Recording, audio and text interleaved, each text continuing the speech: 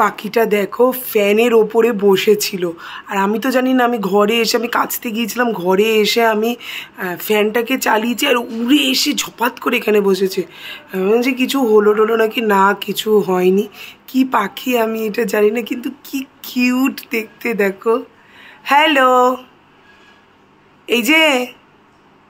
এই যে নতুন অতিথি, এই যে শুনছে, মানে চেষ্টা করছে, মানে বোঝার চেষ্টা করছে যে কোথা দিয়ে আওয়াজটা আসছে। এই যে নতুন অতিথি, হ্যালো।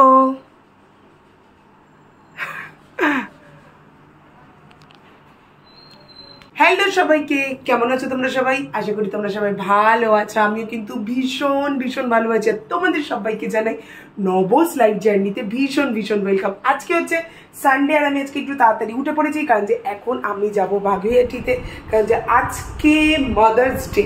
মাদার্স ডে উপলক্ষে মাকে বললাম যে আজকে তোমার কোনো টিফিন কিছু করতে হবে না, আমি আজকে কিছু মানে ভাগীরথী থেকে কচুরি বা নান যেটাই পাই না কেন, মা নান খেতে ভালোবাসে, তাই বললাম যে নানটা আমি নিয়ে আসবো। তো এখন সেটাই, এখন প্রায় ওই 9:30 মতো বাজতে যায়। আমি শুধু ঠাকুরকে খেতে দিয়ে আমি ভাগীরথীতে বেরিয়ে যাব, আর আমার এই নতুন অতিথিকে আমি ঘরে রেখে যাচ্ছি। তাহলে চলো, এখন আমরা সকালবেলা উঠে আমার ঘরের সমস্ত কাজ টাজ সব কিছু হয়ে গেছে। এই যে দেখতে পাচ্ছ এখানে আমার ঘরের সব কাজ হয়ে গেছে। এখন আমি যেটা করবো সেটা হচ্ছে আমি একটু ঠাকুরকে পুজো দেবো, পুজো দেবো মানে খেতে দেবো, খেতে দিয়ে তারপরে আমি ভাগীরথীতে বেরিয়ে যাবো। তাহলে চলো। Happy mother's day. Thank you. Happy mother's day. আর আজকে আমি মাদেরকে দেখো নান খাচ্ছে,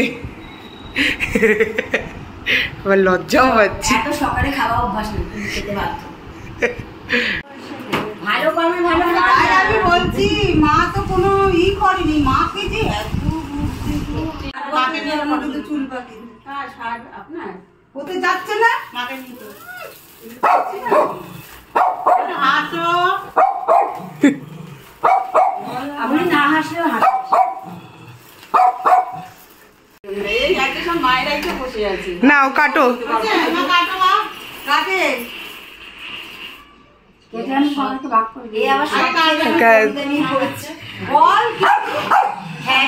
Mother's Day to you.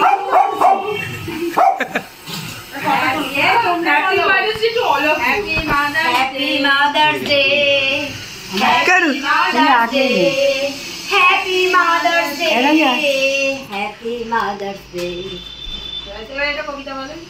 প্রশ্ন, হ্যাঁ বলো, বলো না, ওখানেই করছো, আমাদের সবাই এরকম করেন কেন? বলো বলো বলো।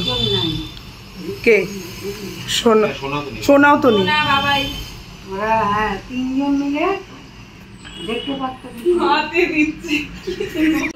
পৃথিবীর এই মাটিতে জয় রাম বাটিতে, জয় রাম বাটিতে বৈকুণ্ঠ হতে লক্ষ্মী এলো পৃথিবীর এই মাটিতে, জয় রাম বাটিতে, জয় রাম বাটিতে। সেই সকালবেলায় একটুখানি ব্লগ করেছিলাম, তারপরে ওদের বাড়ি থেকে এসে আর ব্লগ করিনি।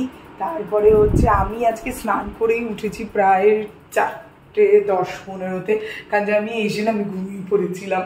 তারপর ঘরের টুকটাক যা কাজ ছিল সেগুলো করেছি। আর এখন বিকালবেলায় মানে এখন 8টা 8:30 মতো বাজে, 8:25 বাজে। এখন আমি উঠে, দুপুরবেলা আমার ঘুম আসেনি, আর আমি এখন মানে ঠাকুর পুজো সব দিয়ে নিয়েছি, সন্ধ্যে পুজো আমার দেয়া হয়ে গেছে। আর এখন ধরো আমার কয়েকদিন ধরে এরকম হচ্ছে, কি এমন হচ্ছে বলো তো, যে আমার না দুপুরবেলায় এই ঘুম আমার আসে না। এবার আমি বুঝে পাচ্ছি না যে কেন এটা হচ্ছে, যে ঘুমটাই আসছে না অবশ্য। এখন মানে একটুখানি না ঘুমাতে না এখন এইরকম একটা হয়ে গেছে, মানে দুপুরবেলা এখন বেশিরভাগ দিনই আমার ঘুম হয় না।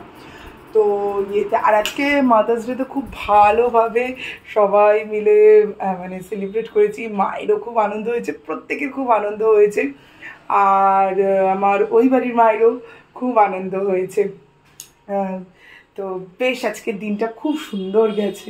আর এখন আমি একটুখানি তৈরি হয়ে গেছি, আমি এখন একটুখানি নিচে যাব, একটু দোকানেও যাওয়ার আছে, টুকটাক দু একটা জিনিস নেওয়ার আছে, দোকানেও যাওয়ার, নিচেও যাব, দেখি যে মা কী করছে। আর আজকে মাদার্স ডে, তাই মায়ের সম্পর্কে আমি তোমাদের কাছে দু একটা একটু কথা আমি বলতে চাই।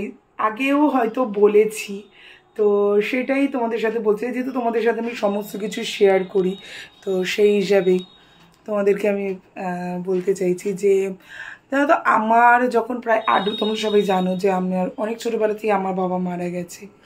তো আমার যখন ওই 8 বছর বয়স ছিল তখনই আমার বাবা মারা যায়।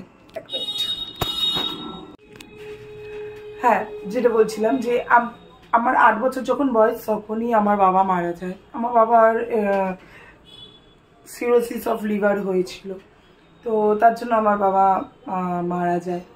তো আমি মানে প্রত্যেকের মাই প্রত্যেকের জন্য স্ট্রাগল করে, প্রত্যেকের মাই প্রত্যেকের কাছে ভীষণ নিয়ে, মানে আমি আমার মায়ের স্ট্রাগলটা খুব কাছ থেকে এবং বলা যায় যে অনেক ছোটোবেলা থেকে দেখেছি। মানে দেখো তখন আমার মায়ের কতই বা বয়স ছিল, হয়তো ওই কত 32-35 এরকমই হয়তো কিছু বয়স ছিল হয়তো।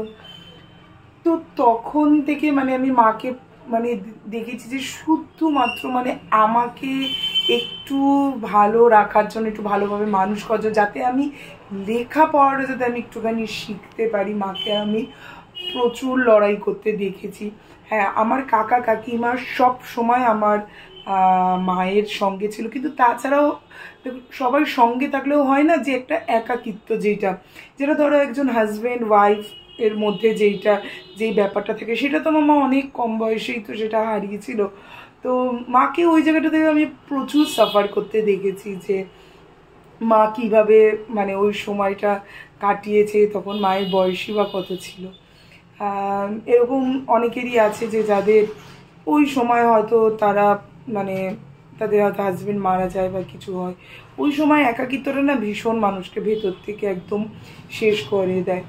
কিন্তু শুধু আমি দেখেছি আমার মাকে আমার জন্য শুধু স্ট্রং থাকতে, মানে সেটা আমার মাকে দেখলে কিন্তু অত মনে হয় না, মানে দেখলে মনে হয় যে খুব নরম স্বভাবের খুবই, কিন্তু আমার ভেতর থেকে যে এতটা স্ট্রং, হয়তো একজন মা বলেই হয়তো পারে, প্রত্যেক মাই সেটা পারে। সে যতই তাদেরকে বাইরের থেকে খুব মনে হোক না নরম, খুব ইমোশনাল মনে হোক না, হয়তো ভেতর থেকে মানে তারা প্রচণ্ড শক্তিশালী অবশ্যই হয়, নাহলে মানে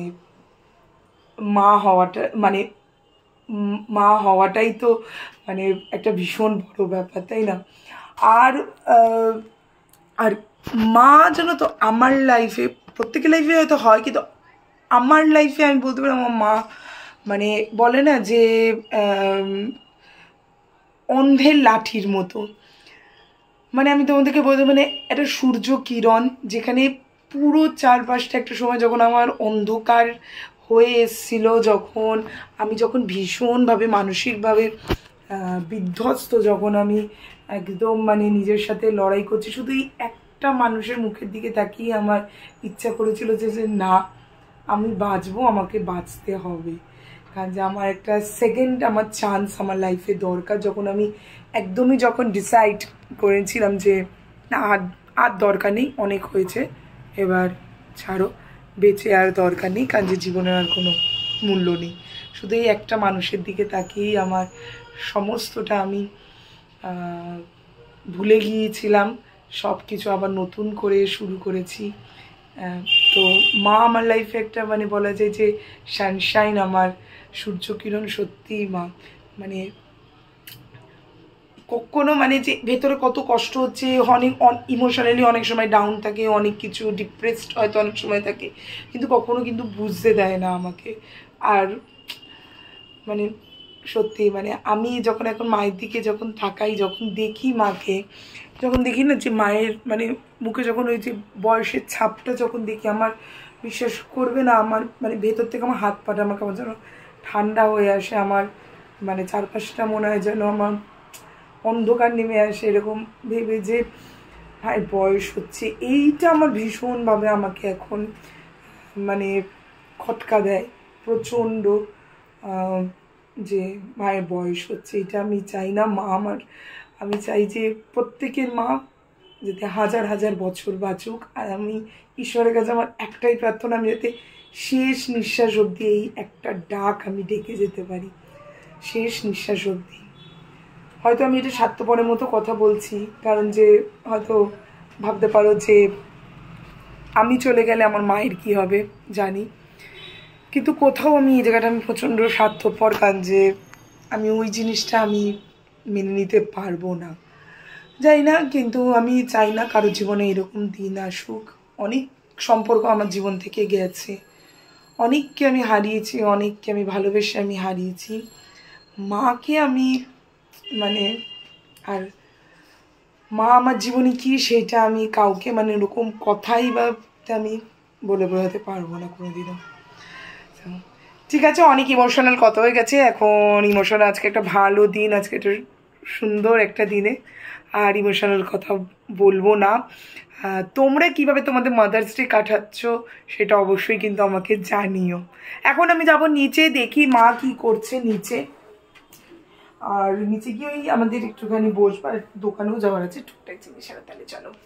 আর এই চাদরটা জানো তো আমি মিশোর থেকে কিনেছি, ভীষণ ভালো, বেশি দামও না, 350 টাকা নিয়েছে এই চাদরটা। আর এই বালিশের কভার দুটোও দিয়েছে, ভীষণ ভালো, একদম কটন। হ্যাঁ, একবারও এখনও ধোয়া হয়নি, মানে সবে নতুনই পেতেছি, সেদিনকে এসছিলো, তো সেদিনকেই পাতা হয়েছে, 2-3 দিন আগে এসেছিলো, তো তখন পাতা হয়েছে। ভীষণ ভালো, আর আমার চাদরটা এত ভালো লেগেছে, ভীষণ পছন্দ হয়েছে আমার চাদরটা। পারলে তোমাদের যদি লিঙ্ক লাগে আমি দিয়ে দেবো, মিশোতে এরকম কম প্রাইসের মধ্যে বেশ ভালো ভালো চাদর আমি দেখে রেখেছি। আর আমার এই চাদর কেনা, একটু পর্দা কেনা, এগুলোর আমার ঘর সাজাতে যেহেতু আমি প্রচণ্ড ভালোবাসি, তো এইগুলো আমার ভীষণ ভালো লাগে এগুলো কিনতে। আর একটা চাদর দেখে রেখেছি, আবার পরের মাসের দিকে ইচ্ছা আছে কেনার, এই কিনতে বলে মা তখন খ্যাটখ্যাট করে, মা তখন বলে যে কালি চাদর কিনে ইয়ে করি, চাদরের দোকান দিবি মা বলে। ও আর একটা কথা, সেই দিনকে আমি এই ঘরটাকে একটু চেঞ্জ করেছি, মানে ঘরের এই জিনিসপত্রগুলোকে একটু অদল বদল করেছি। এইখানে ড্রেসিং টেবিলটা এনে রেখেছি, বেডরুমে এনে রেখেছি, কারণ আমি একটুখানি চেঞ্জ করলাম, ভাবলাম যে ওই একই দেখতে দেখতে, আর এমনি নাহলে সবই হয়েছে, শুধু ড্রেসিং টেবিলটাই আমার এই ঘর আর ওই ঘর হয়, আগেও হয়েছে এখনও হয়েছে। আগে আমি এই জায়গাটাতে রাখতাম, কিন্তু এখন আমি ওই জায়গাটাতে রেখেছি। আর এইখানে যে লাইটগুলো লাগানো ছিল সেইগুলোকে আমি খুলে আমি ডাইনিংয়ে শিফট করেছি, কারণ যে এখান থেকে না লাইটের ওই ডিস্টেন্সটাও ঠিক আসে না। আর এই খাটের ছত্রিগুলো যেহেতু মুছি টুচি, ঠিক লাইটগুলোর জন্য ঠিক মতো মোছাও হয় না, ওই জন্য আমি লাইটগুলোকে, তাছাড়া লাইটগুলো জ্বালানোও যায় না ওইখান থেকে, অত বড় তারও না, ওই জন্য ওইটাকে শিফট করে ওইখানটাতে রেখেছি।